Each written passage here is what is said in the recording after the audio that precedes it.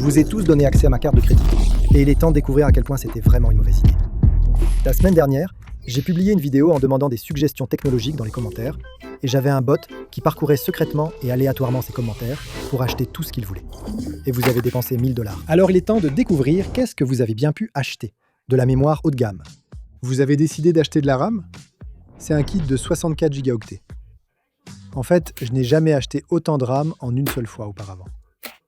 8 gigaoctets de RAM DDR3. Nous en sommes actuellement à la DDR5, 5e génération. On pourrait probablement encore faire fonctionner ça si je devais parier. 64 gigas. Ce n'est pas rien, c'est sûr. Mais je ne sais pas non plus ce que vous avez acheté parce que je n'ai pas regardé les commentaires. Apparemment, vous avez beaucoup commenté RAM. Elle a de la RAM. Attrapez-le. Eh bien oui, j'ai beaucoup de RAM. Ouf, c'était plus léger que prévu. Mon Dieu. J'allais demander ce que c'était. Il est écrit Big Enter. Je pense que c'est peut-être une grande touche entrée. Mon Dieu. Donc, la seule condition que j'avais demandé à mon robot acheteur, c'était de s'assurer que les articles étaient liés à la technologie. Je suppose que ça, c'est lié à la technologie.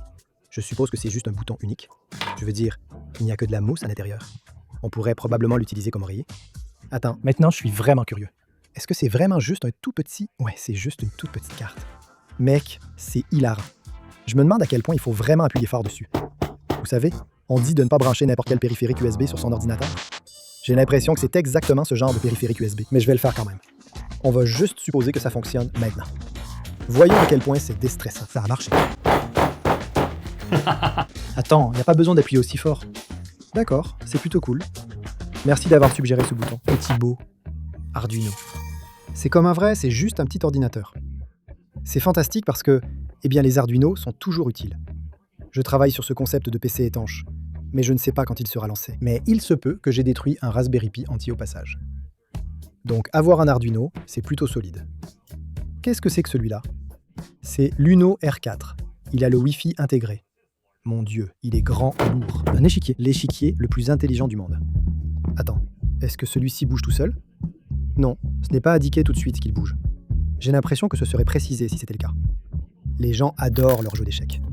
Maintenant, je dois dire que je suis plutôt mauvais aux échecs. J'ai essayé de m'y mettre pendant le Covid, comme tout le monde. Et waouh, cet emballage est cool. Mon Dieu.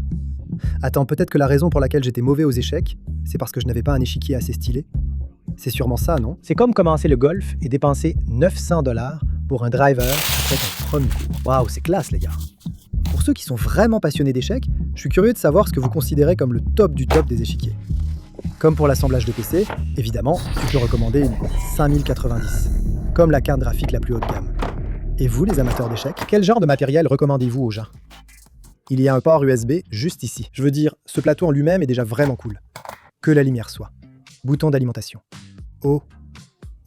J'imagine qu'il se passe quelque chose de vraiment génial quand tu gagnes. Et que c'est tout aussi démoralisant quand tu perds. Tu penses que chacune des pièces a une petite puce ? Comme du NFC ? D'accord. Si je finis par devenir bon aux échecs, ce sera grâce à ça. Mais j'ai l'impression qu'il faut que je le synchronise avec une appli ou quelque chose comme ça. Passons au suivant. Wow, carte mère. Je suis presque sûr d'avoir déjà utilisé exactement cette carte mère. Je veux dire, c'est une B550. Donc ouais, on a une carte mère. J'espère que vous m'avez aussi recommandé un processeur pour aller avec. Comme je l'ai dit, le robot acheteur a juste acheté des trucs au hasard. Donc, est-ce qu'il y avait une logique ou une raison derrière tout ça ? Non. Je veux dire, l'univers l'a peut-être un peu influencé, mais voilà, on a une carte mère B550. Malheureusement, ça ne fonctionne pas avec nos 64 gigaoctets de RAM, parce que c'est de la DDR3 et de la DDR4. Mais bon, tu sais quoi ? On a le début d'une nouvelle configuration. Donc, en plus de notre configuration AM3, on va aussi, on va faire cette autre configuration aussi. Très bien, très sympa. Passons à la suivante. Mon Dieu, un clavier pour chat ? Tu sais ce qui est hilarant ? Dans la vidéo que j'ai postée, j'étais juste en mode « il faut que je montre un exemple de saisie d'une suggestion de texte aléatoire ». Et j'ai tapé quelque chose comme « chat-souris ». Quelqu'un a dû commenter « clavier sur le thème des chats ». C'est hilarant. D'abord, c'est génial. En fait, je ne me considère pas vraiment comme un grand passionné de clavier. J'ai construit mon propre clavier mécanique. Vous pouvez le voir là-haut, posé sur l'étagère. Après l'avoir soudé, puis avoir fait une erreur et tout ressoudé, je me suis dit « ça suffit, j'en ai fini avec ça ». Il y avait même un tapis de souris inclus. Un tapis de souris pour chat. Un tapis. Ça a l'air plutôt cool. Quel genre de touches sont celles-ci ? Découvrons-le. Ou plutôt, quel genre d'interrupteurs sont ceux-ci ? Des Gateron White, linéaires. D'accord, pas trop mal. Le petit chat. On va juste regarder par-dessus ton épaule. Attends, ça marche? C'est quoi, un clavier Wi-Fi? Waouh, il a du RGB, ça brille, mon Dieu. Le matériau de celui-ci est vraiment agréable. C'est comme du caoutchouc, ce qui donne une ambiance différente de ce que je choisis habituellement pour un clavier. On dirait un clavier très confortable. Je n'ai pas beaucoup de configurations confortables. Peut-être qu'on devrait faire une configuration confortable un de ces jours. Tu sais, on pourrait recouvrir notre ordinateur de feutre pour le rendre doux. Ouais, on ne peut pas se tromper, non? Waouh! Ouais, j'aurais certainement jamais acheté ça pour moi-même. Donc c'est fantastique. Wow! Oh, on a une manette. C'est comme une manette SNES, mais c'est moderne. 8-bit Do. Je dirais qu'un de mes potes a acheté une de ces manettes, 8-bit Do, et il a dit que, tu sais, c'était une expérience plutôt solide. Mec, ça me rappelle des souvenirs. Mon voisin, quand j'étais gamin, avait une Super Nintendo, et on jouait à Street Fighter. Et il était tellement meilleur que moi. C'était presque pas amusant, mais c'était quand même fun juste parce qu'on jouait aux jeux vidéo quand on était enfant. Comment ça pourrait ne pas être amusant? C'est fantastique. Il va falloir qu'on trouve un émulateur pour qu'on puisse jouer à quelques jeux dessus. Ça fait du bien. J'adore aussi l'esthétique transparente. Ma toute première Game Boy Advance était transparente, et je trouvais que c'était la technologie la plus cool du monde. Qu'est-ce qui est arrivé à la technologie transparente, mec? J'ai l'impression que ça devrait être bien plus populaire que ça ne l'est. En fait, c'est sûrement encore populaire. Je pense juste que plus d'entreprises devraient le faire. Waouh, qu'est-ce que c'est? Je croyais que c'était un aquarium. Je ne sais même pas ce que c'est. Est-ce que c'est une enceinte? Tour d'enceinte lumineuse à eau dansante. Entrée auxiliaire, effet d'eau. Attends, ça utilise vraiment de l'eau? Mec, tu sais à quoi ça me fait penser? C'est comme une fontaine à eau dans un bureau où les gens bavardent entre eux. Ils ont ces petits gobelets triangulaires qu'ils ne peuvent pas poser parce que la direction ne veut pas qu'ils passent plus de temps en pause que nécessaire. C'est exactement l'ambiance que ça me donne. Il y a une télécommande, d'accord, on a du courant. Je suis vraiment curieux de savoir ce que la personne a commenté pour que le bot achète ça. Est-ce que quelqu'un a vraiment commenté « tour de lumière à eau dansante » ? Parce que si c'est le cas, c'est hilarant. Mon Dieu. Attends, il y a de l'eau là-dedans ? Je sais pas. Je pensais vraiment qu'il allait falloir faire ça. Ils l'ont expédié avec de l'eau. D'accord. Mec, je pensais être au courant des technologies les plus absurdes. Vous connaissez les vrais codes d'Autriche. D'accord, on l'a branché, il y a une petite télécommande, on allume. Mon Dieu. Que se passe-t-il? C'est juste la radio. C'est juste des parasites FM. Laisse-moi baisser le volume. Mon enfant dort juste au-dessus de nous, en fait. Voyons si on peut trouver une station de radio. Mode Bluetooth. Mode Bluetooth. Osmode Oxman. Prenons celui-là. D'accord, laisse-moi voir si je peux brancher ça à mon ordinateur. Est-ce que ça marche?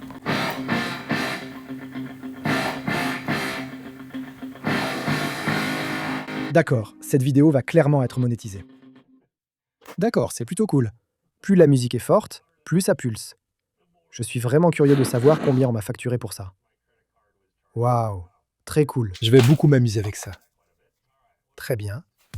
Qu'est-ce qu'on a ensuite?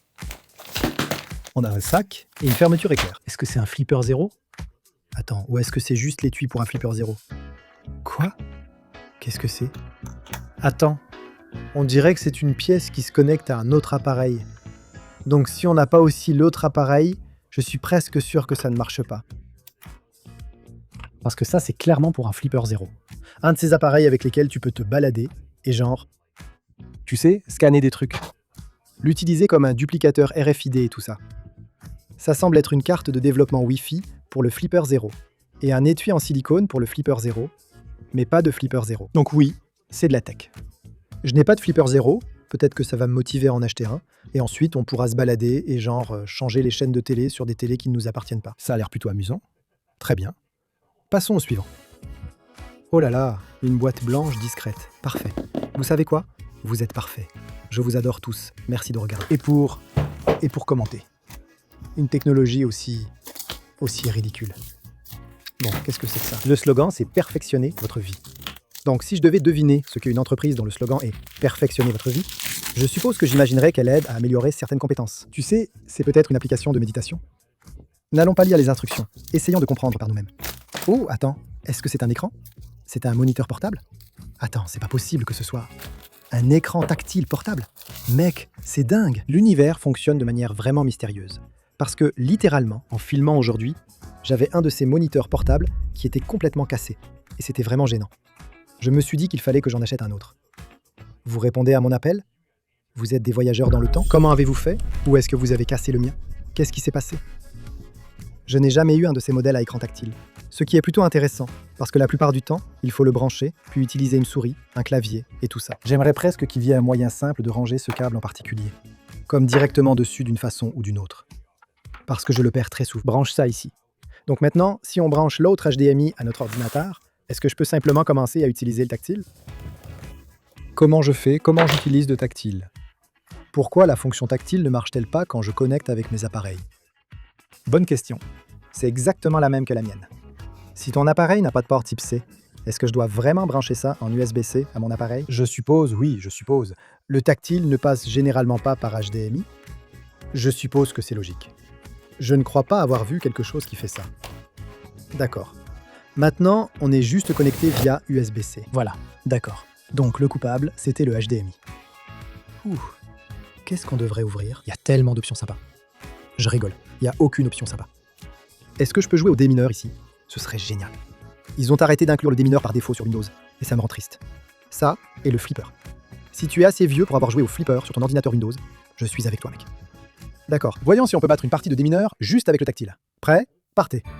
Ok, on avance vite. Ça, c'est une mine. Je dois deviner. Si on devine juste? On devine juste? On l'a fait.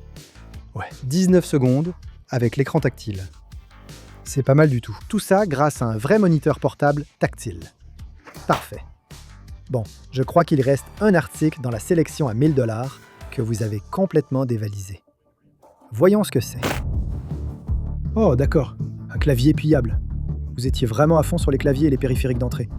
On a eu une manette, un bouton entrée, un clavier en forme de chat, une sortie d'affichage. Et maintenant, on dirait qu'on a encore un autre clavier. J'en ai déjà utilisé un qui, au lieu de se plier, pouvait simplement s'enrouler. C'était vraiment étrange.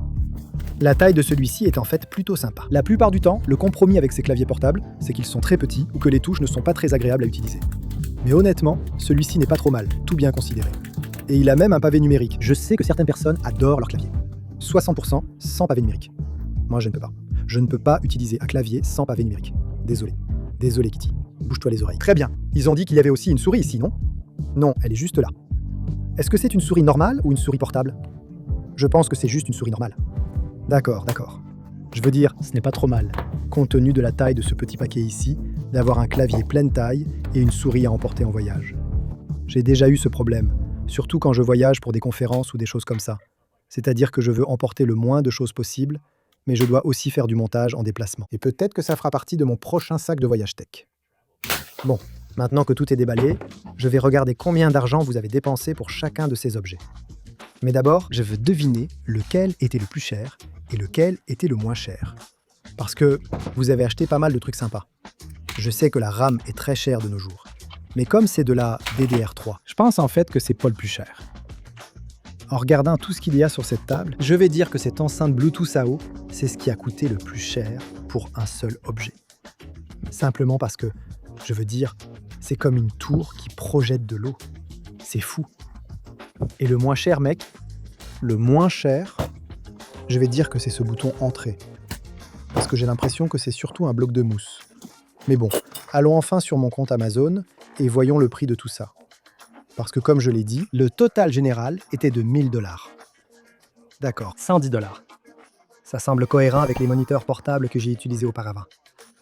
Le clavier Kitty, de 95%, 78 $. Waouh!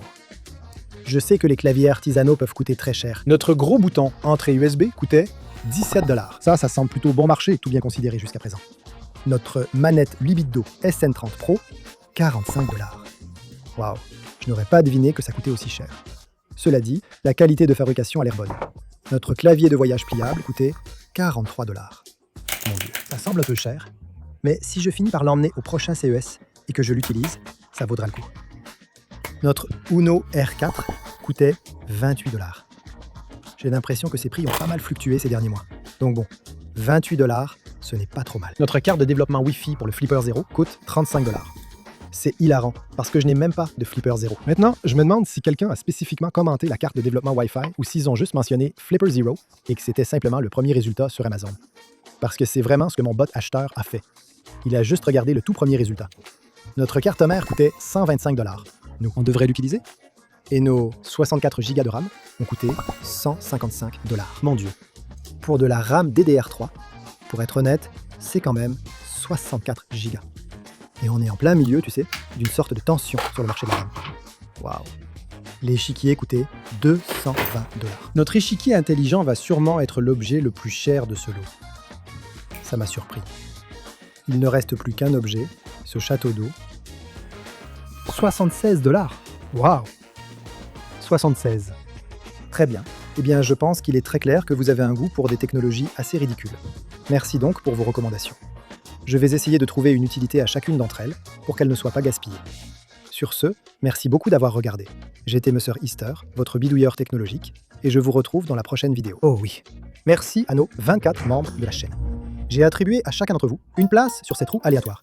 Et sur qui elle tombera, vous pourrez simplement choisir l'objet de cette vidéo que vous voulez, et je vous l'enverrai. Félicitations donc au numéro 12. Voyons voir. 1, 2, 3, 4, 5, 6, 7, 8, 9, 10.